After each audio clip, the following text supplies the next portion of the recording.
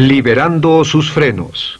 Hace muchos años, cuando comencé a estudiar las emociones negativas, el punto más crítico que descubrí fue que no se puede hacer ningún progreso hacia la salud, la felicidad, el amor y el cumplimiento del potencial mientras se insista en mantener intactas las emociones negativas. Y lo único bueno de las emociones negativas, si es que tienen algo de bueno, es que las emociones negativas no son permanentes. Lo dice hasta Sigmund Freud, no hay un lugar permanente para las emociones negativas en el subconsciente. En otras palabras, son visitantes indeseados. Son hábitos negativos o patrones de respuesta negativos que pueden eliminarse, y el punto inicial para eliminarlos es entender de dónde vinieron y entender cuáles fueron los factores causales, volviendo a la niñez temprana, que desencadenó el desarrollo de las emociones negativas y nos han dado como adultos una predisposición a ser negativos de una u otra forma. Esto nos lleva al condicionamiento de la niñez temprana. Recuerden que ya dijimos que el punto inicial de los patrones de hábitos negativos compulsivos e inhibitorios era la crítica destructiva. La crítica destructiva es el gran destructor.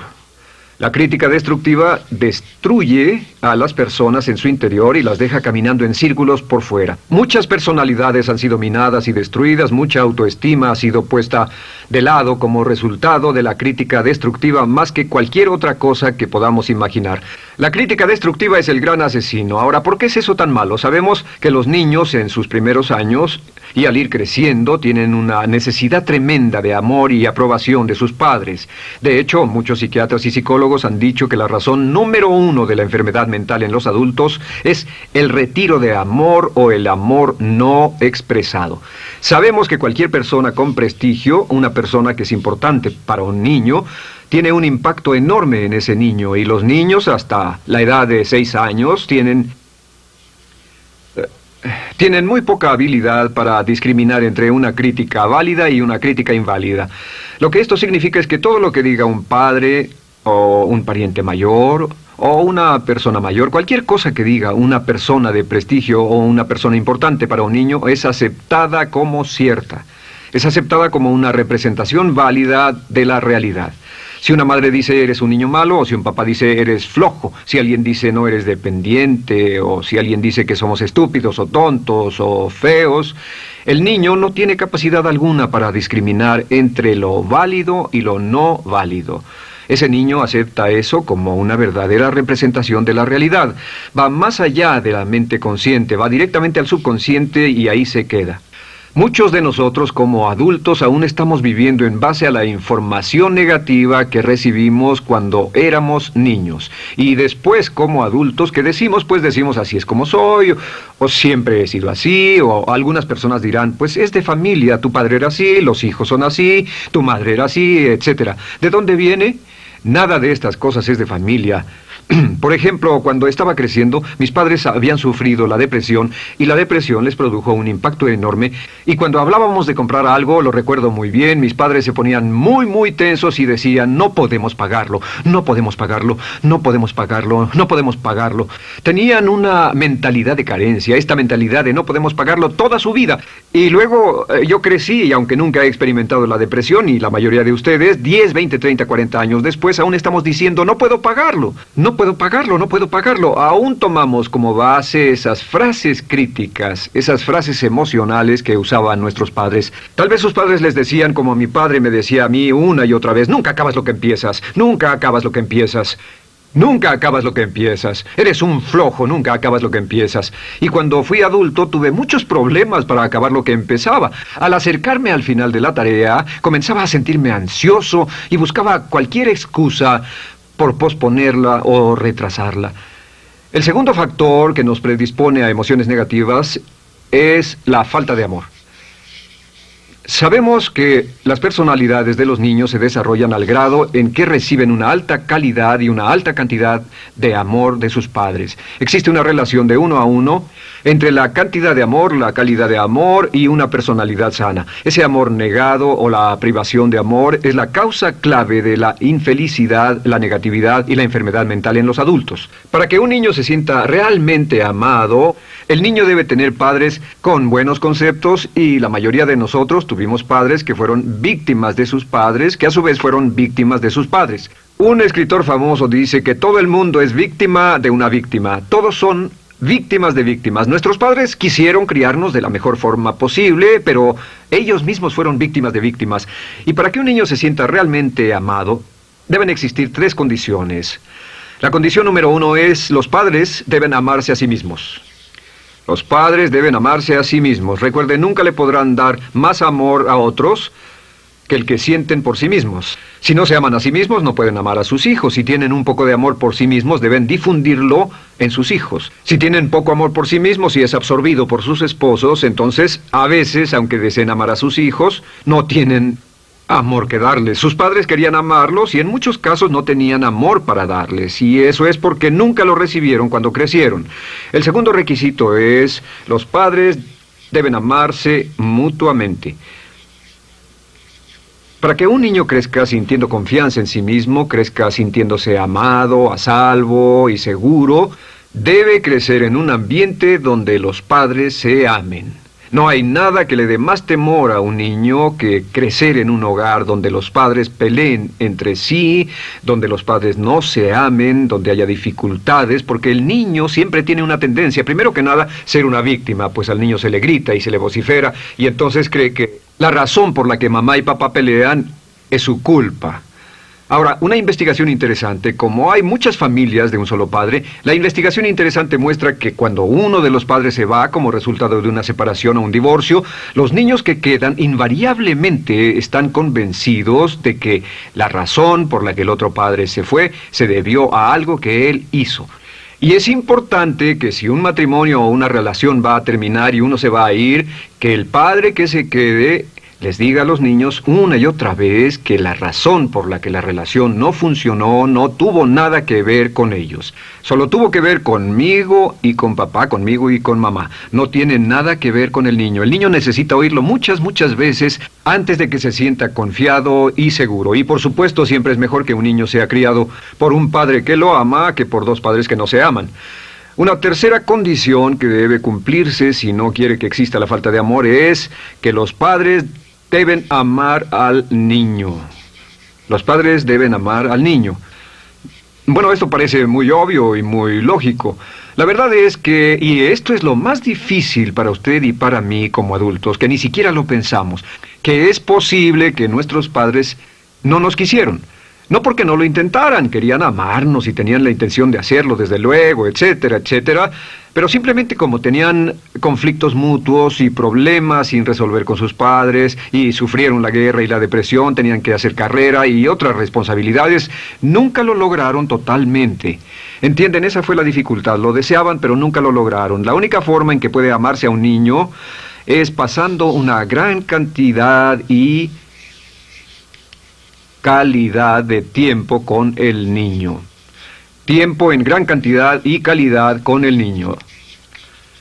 10 minutos al día no bastan. Los niños se consideran valiosos según el grado en que las personas más importantes en su vida pasen tiempo con ellos. Si las personas más importantes en su vida, sus padres, solo pasan poco tiempo con ellos, los niños concluyen que la razón para ello es que tienen muchos defectos, que hay algo esencialmente malo en ellos y que por eso sus padres no pasan más tiempo con ellos. Los niños no piensan con la razón, lo hacen en forma emocional. Solo piensan: mi padre está aquí, me ama, y si no pasa tiempo conmigo, él o ella no me aman. Y si cualquiera de esas 3 condiciones existió o más cuando estaba creciendo, los padres no se amaban a sí mismos, o no se amaban mutuamente, o tal vez no lo amaban porque nunca lo lograron, aunque querían, entonces usted debe haber crecido en conjunción con la crítica destructiva que se llama culpa. ¿Y qué es la culpa? Pues simplemente la culpa es un sentimiento de no valer mucho. ¿De dónde sacamos este sentimiento? Lo obtenemos cuando continuamente gente importante nos critica en nuestra vida y simultáneamente no nos dan el amor que necesitamos. Sentimos que no valemos mucho o que no valemos nada. Y un sentimiento de culpa nos lleva a un sentimiento de falta de mérito, falta de valor y culpa. Y esa culpa, ese sentimiento de falta de mérito, es el mayor problema del siglo XX, la principal fuente de enfermedad mental. Es la fuente principal de los problemas en las relaciones, la fuente principal de enfermedad psicosomática, la fuente principal de la mayoría de los problemas que afectan a nuestra sociedad. Es el profundo sentimiento de culpa y falta de mérito que se expresa o se esconde en los pensamientos o en la actitud: no valgo suficiente, no valgo suficiente. No valgo suficiente. Ya hablamos de la autoestima y de lo importante que es. La autoestima significa me quiero mucho, me quiero mucho, me quiero mucho, me quiero mucho. Las personas que han sido criadas con críticas destructivas durante su vida no solo no se agradan a sí mismas, no sienten que sean lo bastante buenas para nadie, y en muchos casos están llenos de odio por sí mismos. Se odian a sí mismos, se autocondenan o se detestan. Y verán que esto sale en sus conversaciones y sale en sus relaciones con otras personas. Las personas que no se quieren a sí mismas, aunque quieran tener buenas relaciones, simplemente no son capaces de ello. Las personas que piensan que no son buenas para nada siempre lo hacen aflorar, siempre será un problema. Ahora, ¿cuál es la razón principal de la culpa? ¿De dónde viene la culpa? La culpa viene de 3 fuentes negativas: padres negativos, influencias negativas o religión negativa. Una de las 3. Cualquiera de estas 3 usa la culpa. De la culpa se valen y aprovechan, en especial los padres y las organizaciones religiosas, por 2 razones. Una es el castigo. La culpa se usa para castigarnos. Cuando estamos creciendo, el castigar es la forma más fácil de hacer que uno se sienta mal. Nuestros padres nos hacen sentir mal castigándonos físicamente o sermoneándonos o regañándonos. Y el castigo es una forma muy eficaz de irnos conformando o de conseguir que hagamos lo que los demás quieren. La segunda razón por la que se usa la culpa cuando se practica en forma consciente, y algunas organizaciones la practican así, es para tener más control emocional en especial, porque se puede controlar a una persona emocionalmente con culpa y manipular su comportamiento. Hay muchas organizaciones que usan la culpa como una herramienta de control y manipulación. Si puede controlar a las personas con suficiente fuerza y en forma emocional, puede conseguir su dinero, puede conseguir su tiempo, puede conseguir su compromiso, demandar sus recursos, etc. Muchas organizaciones usan la culpa para aplicar un castigo. Muchas organizaciones de caridad que se anuncian por televisión, en especial las de causas benéficas que involucran a niños o a personas incapacitadas, usan un sentimiento de culpa. A usted le va tan bien que debe sentirse culpable por estas personas que sufren. O envíenos algo de dinero y eso se encargará de su culpa por un momento hasta que lo incluyamos en nuestra lista de correo, etc. Y la culpa es un estándar. ¿Por qué se usa tan comúnmente? Pues primero que nada porque casi todos nosotros la tenemos en mayor o menor grado. Y número 2, es fácil. La culpa es fácil. ¿Por qué nuestros padres la usan con nosotros? ¿Por qué nuestras madres la usan con nosotros? Nuestras madres pueden controlarnos con la culpa en un cuarto repleto. Nuestra madre puede controlarnos a miles de kilómetros por teléfono. Los padres usan la culpa en sus hijos porque sus padres usaban la culpa en ellos y así sucesivamente. Es lo más fácil. No existe un esfuerzo físico. Puede hacerse con una mirada o de reojo o una palabra. Ya sabe que las personas siempre buscan lo más fácil. Esté alerta. Ustedes han sido criados en un ambiente donde se les ha hecho sentir culpa y casi todos lo vivimos. Debemos entender que la culpa es como una letrina o bacterias emocionales negativas que se colocan en la raíz de su psique o su subconsciente y activan todas las demás emociones negativas: furia, odio, envidia, resentimiento, frustración y duda, temor, etcétera. Las crea y las activa a todas. Y la forma para, en realidad, deshacerse del centro es exorcizarlo, extirparlo. Y es lo que vamos a hacer el resto de esta sesión. Primero, ¿cómo podemos saber si nos criaron con sentimientos de culpa? Bien, a esto le llamamos la manifestación adulta de la culpa. Manifestación adulta de la culpa. Puede saber, probándose a sí mismo, ¿cuánto de esto tiene? Número 1, la manifestación adulta de la culpa es que tiene sentimientos de inferioridad, sentimientos de inadaptabilidad y de no merecer las cosas. No siente que merezca que le pasen cosas buenas. Si una persona ha sido criada con crítica destructiva y se le hace sentir culpa, entonces cuando logra éxito, aún con un tremendo esfuerzo, tiene una tendencia terrible de sentir que no se lo merece. A esto se le llama, por cierto, temor al éxito. El temor al éxito es solo otra forma de decir que la persona que ha estado condicionada a pensar de sí misma como poco valiosa o no lo bastante buena, se siente muy incómoda cuando experimenta el éxito. Se siente muy tensa y a disgusto.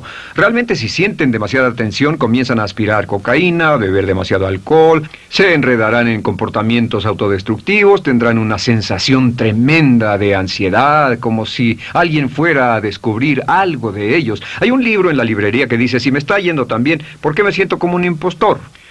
Tienen el llamado síndrome del impostor. ¿Alguna vez ha tenido éxito en algo y la gente ha ido a usted a decirle, vaya, hiciste un excelente trabajo, o eso es maravilloso, aunque haya sido muy duro para usted, y sintió que los demás iban a descubrir, siente como que, es decir, que iban a descubrir que realmente no es bueno, que solo fue un fraude, solo un accidente, y por supuesto es lo que dice, fue coincidencia, fue un accidente, la verdad, no sé ni cómo lo hice. Hacen todo lo posible por huir de ese sentimiento de inferioridad y de no merecer las cosas. Estén muy alertas. La segunda manifestación adulta de la culpa es la autocrítica destructiva. Hay una línea de un gran poeta que dice, aquellos a quienes se les hace mal, hacen mal a su vez. Los niños a muy temprana edad, a veces a la edad de 2 o 3 años, comienzan a menospreciarse, se desgarran, hasta se golpean y se castigan físicamente si se les critica demasiado. Siempre dicen el equivalente de no valgo suficiente o no soy muy bueno, y se castigan a sí mismos. Y la crítica destructiva es un síntoma real de un sentimiento escondido de culpa e insuficiencia. El número 3 es que fácilmente manipuladas por la culpa, las personas pueden jalar sus cordones de culpa en forma muy simple. Realmente vemos que existen dos tipos de personas en el mundo, los lanzadores de culpa y los receptores de culpa. Invariablemente, estas personas se atraen mutuamente. Y por supuesto el lanzador de culpa es la persona que se identifica con el padre que lanzó la culpa y el receptor es la persona que se identifica con el que atrapó la culpa. Pero los lanzadores y los receptores de culpa se unen, se equilibran perfectamente, se establecen y forman una nueva generación de lanzadores y receptores de culpa. Podemos decir que usted es fácilmente manipulado por la culpa, porque ha estado muy bien condicionado. Su jefe puede tirar de su cordón de culpa, una persona en un autobús puede tirar de su cordón de culpa, una sobrecargo puede tirar de su cordón de culpa. Esté muy alerta a esto. La cuarta manifestación de culpa es que usted la usa. Usa la culpa y culpa a otro generosamente. ¿Por qué? Pues si ha funcionado en usted, la hará funcionar en ellos. Le parecerá que es un intercambio, un trato muy justo. Usa la culpa y la culpabilidad y se convierte en la base de sus relaciones con los demás. Cuando algo sale mal, les echa la culpa a ellos. Algo sale mal, culpa a alguien más. En cuanto hay un problema, busca a quién culpar. Un experimento muy interesante con la cámara escondida hace algunos años, fue que hicieron una plancha de hielo y la pusieron en la acera sin que nadie los viera. No hacía mucho frío, pero lo hicieron y observaron cómo reaccionaban las personas cuando pasaban por ahí, cuando caminaban por ahí, llegaban a esa plancha de hielo, se desequilibraban y se resbalaban, y lo primero que hacían era observar a la persona más cercana a ellos, enojados, verdaderamente furiosos. En otras palabras, buscaban a quién culpar. Y si no había nadie cerca de donde habían caído, se levantaban otra vez, miraban a su alrededor, no había nadie y entonces pateaban el piso, pateaban con fuerza y se iban. Nuestra tendencia natural cuando algo sale mal es buscar a alguien o algo a quien culpar, en especial si nos criaron con una culpa continua. Y la quinta manifestación es lo que llamamos lenguaje víctima. Ahora recuerden que hablamos sobre la ley de concentración. Dice, lo que siembras cosecharás. También dice, si usas lenguaje de víctima, mantienes viva la culpa, la refuerzas, la edificas, la cultivas, la utilizas. El lenguaje víctima es lenguaje como no puedo, no puedo, no puedo. Cuando dice no puedo, no puedo, no puedo, envía un mensaje a su mente subconsciente y la mente subconsciente comprende que está inhabilitado, que no tiene control, que es una víctima. Y cuando desea poder hacer algo, su mente subconsciente retroalimenta su mensaje y dice no puedes, no puedes. Y lo segundo que dice es tengo que, y otra vez no tengo control, no estoy a cargo. Pero existe otra expresión del lenguaje víctima que debemos evitar, y es esta, trataré. Trataré, sea lo que sea, trataré. ¿Qué significan las palabras trataré? Pues déjenme decirles qué significan. Significan voy a fracasar y lo digo anticipadamente para que no me vengan con represalias. En otras palabras, dice trataré de llegar a tiempo, pero lo que está diciendo es tal vez llegue tarde y no pueden reclamarme porque dije que trataría. Cuando una persona dice trataré, está disculpando su fracaso por anticipado. Si fuera al doctor y el doctor lo examinara, lo auscultara y le dijera, pues está en pésimas condiciones, tendremos que intervenir, debemos llevarlo al hospital ahora mismo, me sorprende que haya llegado aquí. Usted dirá, bueno doctor, espero que haga un buen trabajo. Y él dice, trataré. Si él dice eso, usted seguramente buscará otro médico. O si va a un abogado. Lo culpan de algo y va a un abogado y le presenta su caso y dice, oiga, va a defenderme, y él dice, trataré. ¿Qué está diciendo? Está diciendo, escuche, he estudiado el caso y por lo que veo no hay mucha esperanza, pero lo tomaré de todos modos. Trataré son los que tratan de conseguir que les pague por anticipado. Otro juego de palabras que no debe usar. Por cierto, con respecto a trataré, lo que debe decir es lo haré o no lo haré. No trataré. Si alguna vez en nuestro negocio, tenemos un negocio muy activo, si llamamos a alguien y le pedimos alguna cosa o algún trabajo y dice trataré de conseguirlo para el viernes o trataré de terminarlo a tiempo, al instante sabemos que lo que quiere decir es que quiere sentirse libre, no comprometerse. Así que nunca dejamos que nadie se vaya con un trataré, debe ser hecho o no, y queremos obtener una seguridad. Si hace falta, nosotros lo hacemos. Cuando dicen trataré, lo que están haciendo es que se están lavando las manos. Esté alerta, la otra palabra es desearía. Dicen que un deseo es una esperanza o una meta sin energía detrás. Desearía. ¿Qué significa un deseo? Desearía significa que me gustaría tener algo, pero sé que nunca lo podré tener. Cuando dice desearía bajar de peso, ¿qué significa? Las palabras no dichas son, pero sé que no puedo. ¿Por qué no? Por las excusas que tiene y el metabolismo que tiene y los problemas, etcétera. Siempre hay razones por qué debe salir, etcétera. Desearía dejar de fumar, desearía estar en forma. Desearía, desearía, desearía. Cuando usa la palabra desearía, le muestra al subconsciente que esto es algo que no cree que le sea posible lograr o adquirir. Entonces el subconsciente descarta completamente esto como meta y no le da energía, ni motivación, ni impulso, ni deseo de lograrlo. Así que esté muy alerta al lenguaje víctima. Esté alerta a la expresión sí, pero. O lo haría, sí, pero. Alguien le dice, haga esto, y usted dice, sí, pero. La palabra pero, por cierto, es el gran borrador. Si una persona le dice, podría incrementar sus ingresos o incrementar su rendimiento, ser una persona mejor o más feliz o bajar de peso o lo que sea, no importa. Y usted dice, sí, pero. Lo que está diciendo es que está borrando toda la aseveración que ha dicho antes. Manda un mensaje a su subconsciente que dice, no hay posibilidad. Y no hace esfuerzo, no otorga energía, no ejerce capacidad alguna hacia el logro de esa meta. Y las personas que han sido criadas con culpa tienen 5 cualidades o 5 manifestaciones de adultos. Una es que se sienten inferiores, se sienten inadecuadas, sienten que no merecen que les pasen cosas buenas. Estén muy alertas a eso. El número 2...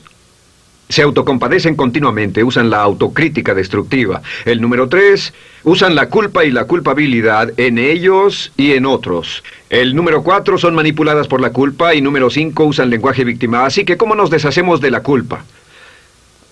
¿No es sorprendente cómo se aclara esto? Este pizarrón, todo se borra. Tengo una varita mágica cuando me voy a sentar al escritorio. Entonces, ¿cómo nos deshacemos de la culpa? Para deshacerse de la culpa...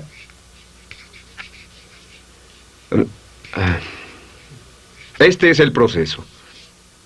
Tiene algunos pasos importantes. Número 1, el primero de la lista, elimine la autocrítica. Elimine la crítica autodestructiva. En otras palabras, nunca diga nada destructivamente crítico de usted mismo. No lo diga. Esta es la regla básica. El subconsciente acepta lo que diga usted como cierto, como un mandato. Así que no diga nada de sí mismo que no desee sinceramente que sea cierto. No diga estoy cansado, estoy gordo. No diga no puedo o debo. No diga nada a menos que quiera que sea cierto. Las palabras que van después de la palabra yo son las palabras que su subconsciente registra como mandatos, excepto cuando dice yo desearía o lo intentaré. Así que elimine la crítica destructiva. Siempre hable en términos positivos sobre usted. Me gusta mi persona, puedo hacerlo, lo haré, escogí hacerlo, pero nunca diga no, no puedo. Número 2 es no dejarse manejar por la culpa. Rehúse ser manejado por la culpa. Porque cada vez que le permita a alguien que lo manipule por la culpa, ¿sabe qué pasa? Refuerza y hace más poderoso el efecto de la influencia de la culpa en su vida. Cuando yo crecí, debo decir que yo crecí en una familia que estaba muy influenciada por la religión negativa. Realmente mi madre, Dios la bendiga, tenía un cinturón negro en el pecado e hizo un trabajo verdaderamente soberbio en ello. Y yo tardé en sobreponerme. Cuando me casé con Bárbara, ella también venía del mismo tipo de familia y recapacitamos. Hay una hermosa respuesta cuando uno de los dos caía de nuevo en los viejos patrones. Decía, no tratas de hacerme sentir culpable, ¿o sí? No tratas de hacerme sentir culpable, ¿o sí? Solo diga, no tratas de hacerme sentir culpable, ¿o sí? Y no deje que las personas lo manipulen usando la culpa. El número 3, no use la culpa o la culpabilidad y anuncie que no va a usarla. No la use en otras personas y permita que sus hijos o su cónyuge digan lo mismo. No tratas de hacerme sentir culpable, ¿o sí? Repítalo una y otra vez. Y si la otra persona le dice eso es lo que trato, contéstele no va a funcionar. Y no funcionará. Es que la culpa solo funciona mientras usted no sepa que está siendo usada en usted. El número 4 es lo que llamamos la ley del perdón. Es la más importante de todas. Realmente es el centro, es el meollo de toda esta sesión. La ley del perdón simplemente dice que usted está sano mentalmente hasta el grado en que pueda perdonar libremente y olvidar las ofensas. Que su habilidad para perdonar a los demás es la clave que determina su felicidad y su éxito en la vida. Su habilidad para perdonar a los demás es la única forma de eliminar la culpa. Su disponibilidad para perdonar a los demás y olvidar ofensas es el determinante más importante de si usted está o no totalmente integrado y es un adulto que funciona como ser humano. Porque la tendencia de culpar y de guardar rencores es una tendencia patológica infantil que la poseen todas las personas que están enfermas mentalmente. La habilidad para olvidar, para perdonar libremente, es la marca del ser humano realmente iluminado. Ahora, acepte eso como real. Hay 4 personas a las que debe perdonar. Número 1, perdone a sus padres. Perdone a sus padres por todo lo que le hayan hecho para herirlo. La mayoría de nuestras investigaciones muestran que casi todos nuestros problemas como adultos se remontan a no estar dispuestos o no poder perdonar a nuestros padres por algo que hicieron que nos hirió. Perdónelos un 100%, escríbales, llámeles por teléfono, dígales, o cuando menos perdónelos en su corazón, pero perdone a sus padres. Número 2, perdone a los otros. Perdone a todos los demás. Perdone a todos los que lo hayan herido de algún modo, por cualquier cosa, y déjelo así. Ahora, hay muchos que dicen no puedo perdonar a esa persona por lo terrible que me hizo. Pero recuerde esto, el perdón es perfectamente egoísta. El perdón no tiene nada que ver con la otra persona, solo tiene que ver con su paz mental y con su propia integridad mental. Número 3, perdónese a sí mismo. Perdónese por todas las cosas débiles, tontas, insensatas y estúpidas que haya hecho, porque todas las personas han hecho cosas tontas, insensatas, estúpidas y ridículas, pero perdónese en un 100%. Y finalmente, la última parte de esto, si ha hecho algo que hirió a alguna persona, vaya a disculparse. Es sorprendente el hecho de vidas que se arruinan año tras año por personas que no tienen la fortaleza intestinal, las agallas y el valor para decir lo lamento. Una de las cosas más importantes es desarrollar carácter hasta el grado en el cual hacemos las cosas que son muy difíciles para nosotros, hasta el grado en el cual hacemos las cosas que sabemos que están bien, aunque sean difíciles, en especial cuando son difíciles emocionalmente. Y la clave para deshacerse de la culpa, la clave para ser una persona total y completamente positiva, es perdonar a los demás. Perdone a las personas con quienes ha sostenido una relación. Perdone a sus jefes anteriores. Perdone a los amigos que lo han herido. Perdone las inversiones que estuvieron equivocadas. Perdone a los jefes que lo despidieron. Perdone a sus padres. Perdone a todo el mundo. Desarrolle una actitud hacia la vida con la que rehúsa guardarle rencor a los demás. Solo repita una y otra vez: los perdono a él o a ella por todo. Los perdono por todo. Los perdono por todo. Y eso es todo. La clave para librarse de las emociones negativas es rehusarse totalmente a continuar con cualquier situación negativa. No olvide que es un acto muy egoísta y será tan egoísta como usted quiera. El acto del perdón lo libera y libera a la otra persona y le garantiza que se moverá rápidamente hacia el cumplimiento de su potencial. Para tener éxito, una mujer debe ser mejor en su trabajo que un hombre. Golda